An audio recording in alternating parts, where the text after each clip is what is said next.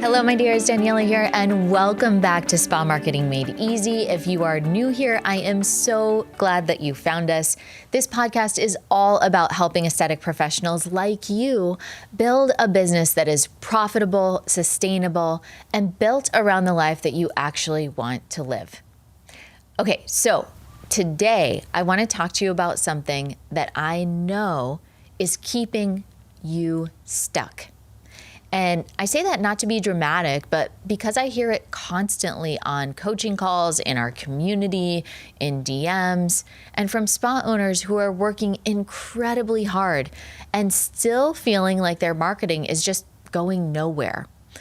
And almost every single time when I dig into what is actually happening, it's not that they're doing too little, it's actually that they're trying to do too much. Instagram, TikTok, Facebook, Pinterest, email, Google, YouTube, Reels, Stories, carousels, newsletters. The list of places that you are supposed to show up is genuinely endless. If you have ever sat down to plan your marketing and felt that creeping sense of overwhelm, that feeling of, I cannot possibly keep up with all of this, I want you to know that that feeling is not a personal failure. It is completely rational, a reasonable response to an unreasonable expectation.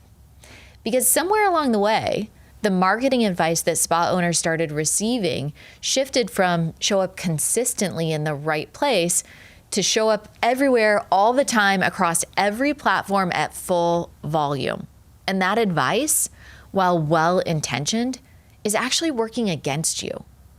So today, I want to offer you a different framework, a simpler one that I believe will genuinely change the way you think about your marketing energy and where it should be going. And it starts with this. Visibility is not about how many platforms you're on. It's about how deeply and consistently you show up in the right one. Okay, so let's go ahead and get into it. I want to start by just naming what scattered marketing actually cost you, because I think a lot of spa owners are so deep in the grind of trying to keep up that they haven't even stopped to ask whether all of this effort is actually working. So when you're trying to maintain a presence on multiple platforms simultaneously, a few things happen. First, your energy gets divided. Every single platform has its own format, its own culture, its best practices. So creating content for Instagram is different than creating content for TikTok, which is different from managing your Google business profile, which is different from writing emails. So when you're trying to do all of them at once, none of them are getting your full attention. And content created from a divided, depleted place rarely performs the way content created from a focused, energized place does. Now, second, your message gets diluted. So when you're trying to speak to your ideal client across 5 different platforms, often with different tones and different formats and different content strategies, the clarity of who you are and who you serve starts to blur. And clarity is everything in marketing. The moment that your ideal client has to work to figure out whether you are for her, you've lost her. And third, and this is the one that I really want you to sit with, inconsistency will not build trust on any platform. Showing up sporadically on 3 platforms is significantly less effective than showing up consistently on one. Trust is built through repetition, through familiarity, through the sense that when your ideal client comes looking for you, you're there every time. That kind of trust cannot be built when your energy is spread thin across platforms that you can barely maintain. So the first thing I want you to do is give yourself permission today to stop measuring your marketing effort by how many places you're showing up. Start measuring it by how consistently and how well you're showing up in the places that actually matter. You know, I've been there. I have absolutely been in that season where I was trying to show up everywhere at once. And I can tell you firsthand, it's exhausting, It's so exhausting in a way that's hard to fully describe until you're in it. The time, the money, the creative energy that it takes to maintain a real presence across multiple platforms simultaneously is enormous. And there's this voice in your head that keeps saying, just hustle through this season and then it's going to all click. Just keep going, just do more. But here's what I learned and what changed everything for us here at Addo. None of that hustle matters if you have not first gotten deeply emotionally clear on who your ideal client actually is. Not just her demographics, her psychology, what keeps her up at night, what she's searching for when she finally admits that she needs help, what platform she's actually on when she's in that moment of decision. That clarity is the foundation. And when we didn't have it, no amount of multi-platform effort was going to produce the results that we were chasing. So we've seen this play out in a profound way inside of our Growth Factor implementation program. So one of the very first calls that we do with our clients is building out this 3 to 5 page ICA document. It is deep, specific, it's emotionally granular in the profile of their ideal client. And then we pair that with our client acquisition cost tracker, which shows our students exactly where their leads are coming from. So not where they assumed they were coming from, where the data says that they are. So that combination of knowing who your person is and where they're coming from is so eye-opening for so many spa owners, because the data almost always reveals that one channel is doing the heavy lifting.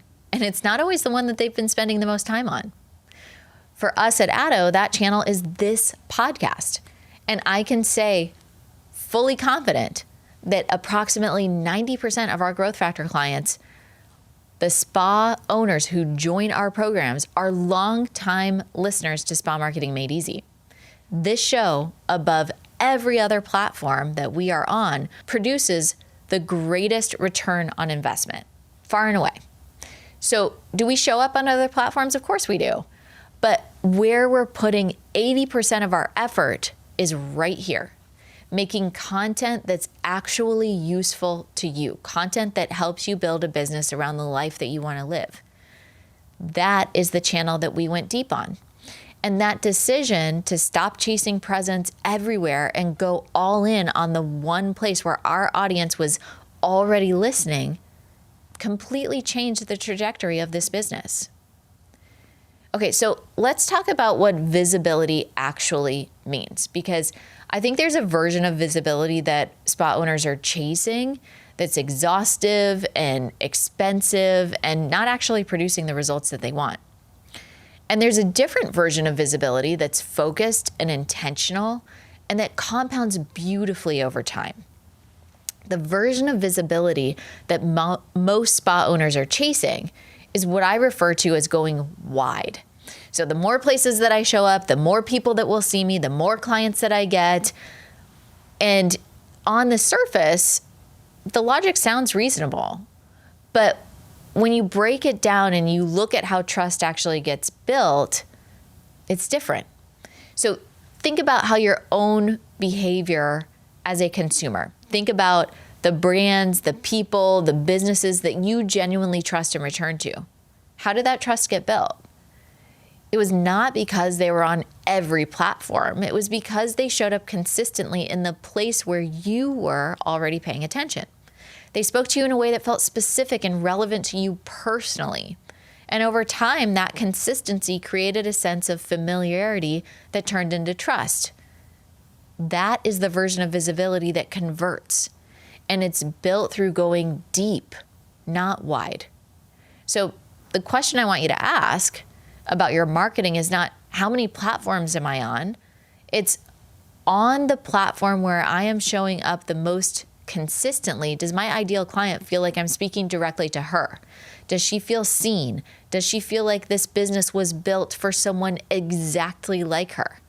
Because if the answer to that question is yes, on even one platform, you have something that can make a significant impact on your business. And adding more platforms before you have that nailed down, that is not going to accelerate your growth. It's going to dilute it. Now, I talked about this in episode 478, where we walked through the digital first impression trifecta: your Instagram profile, your Google business profile, and your website, and the specific job that each one needs to be doing for your ideal client. If you've not listened to that episode, I want to encourage you to go back and listen to it after this one, because it's going to pair really well with what we're talking about today. The audit work in that episode is the how. What we're building here today is the why behind focusing before you expand. Now, I think that the piece that makes the one channel principle actually work is that you can't choose the right platform until you know the right person. So if you've been spreading yourself across multiple platforms, it wasn't a mistake that you made on your own. You were told to be everywhere. That advice was not wrong for big brands with full marketing teams. It just wasn't designed for you. So let's go ahead and reframe that. This is why everything we do inside of our programs starts with ICA clarity, your ideal client avatar. Who she is, where she lives, how she spends her time, what platform she's actually on, what she's searching for, what she's paying attention to. But we want to know the emotional motivators as well, okay? Because without that clarity, choosing a marketing channel is just guessing. You might guess right, but you might spend 6 months building a TikTok presence for an audience that's not on TikTok. When you know your ideal client deeply, the channel question answers itself. If she's a woman in her 40s who's intentional about her wellness, she's probably not spending hours on TikTok. She's probably on Instagram. She's probably Googling things and reading emails from brands that she trusts. The platform question becomes much simpler when you're filtering it through a specific person rather than a general audience. So before you decide what channel to go deep on, I want you to ask yourself, do I know my ideal client well enough to know where she's already paying attention? Not where I wish she was, not where it would be easiest for me to create content, where she is actually spending her time online. And if you're not sure what the answer to that question is, that's where the work starts. Because your channel strategy can only ever be as good as your ideal client clarity. Okay, so let's say that you're on board with this idea and you want to focus. You want to go deep with one channel before you go wide, but you're not sure what channel to choose. How do you make that decision, right? That's what we want to really look at. So let your data make the decision for you. Because here's the thing, and this is something that surprises a lot of spa owners when they first take a look at it carefully. The platform that brings you the most volume of inquiries is not always the platform that brings you the highest quality of clients. And quality matters so much more than volume.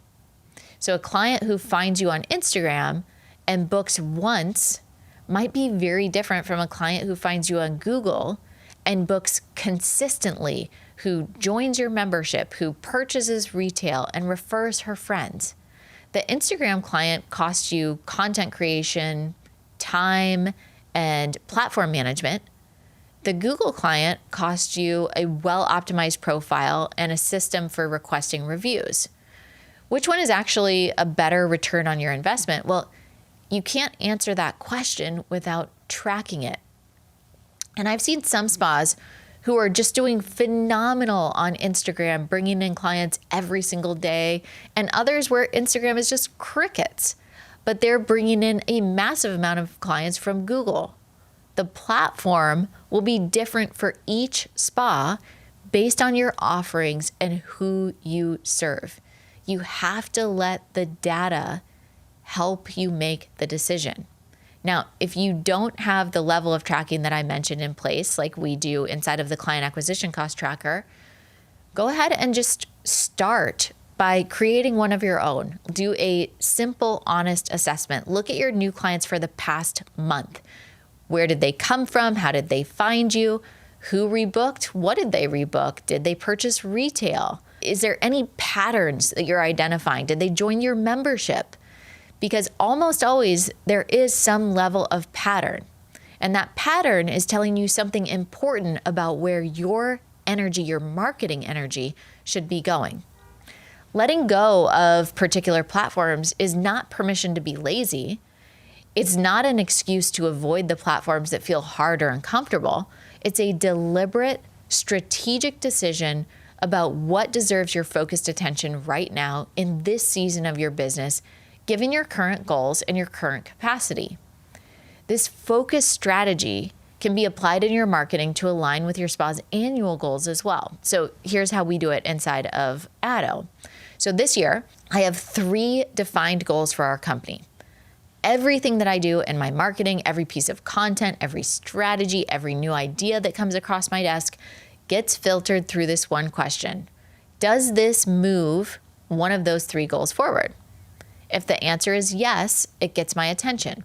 If the answer is no, even if it's a genuinely good idea, it's going to go on the shelf. Not forever, but just for now. Because right now my focus is here, and protecting that focus is how I ensure the things I'm doing actually get done well, rather than everything getting done halfway. I want you to apply that same filter to your marketing. What is your primary marketing goal for the next 90 days? Is it new client acquisition? Is it membership growth? Is it reactivating lapsed clients? Whatever it is, that goal is your filter. Every platform, every content idea, every strategy gets evaluated through that lens. If it moves that goal forward, it earns your attention. If it does not, it goes on the shelf. Now remember, the brand that tries to do everything ends up doing nothing well. I've seen this play out hundreds of times, unfortunately. The spa owner who is everywhere but nowhere consistently, who has a presence on every platform but a strong presence on none, whose ideal client can find her in 5 places but doesn't feel compelled to book on any of them.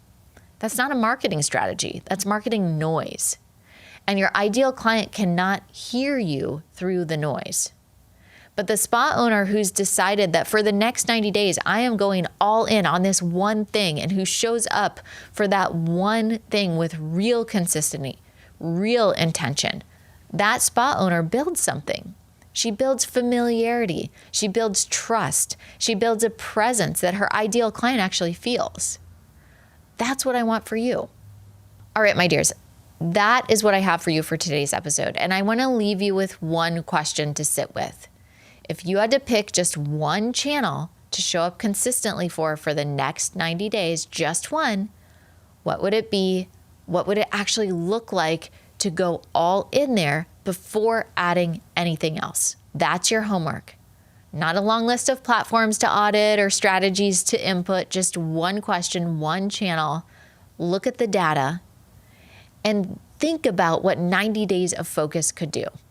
Okay? Think about your ICA, where she's going to be. And if you want to go deeper on making sure that that channel is actually working as hard as it should be for your ideal client, go back and listen to episode 478, where we walk you through exactly how to audit your online presence and close the gaps between where you are and where you need to be. If today's episode resonated with you, I would be so grateful if you took 30 seconds to leave us a review on Apple Podcast. Reviews are the lifeblood of this show. They are how other aesthetic professionals find us, and they mean the world to me personally. I read every single one. And if you know a spa owner who needs to hear this today, please share this episode with her. Forward it, drop it in your Instagram stories, send it in a group chat. Let's get it in the hands of people who need it. Thank you so much for being here, and I will catch you on the next episode.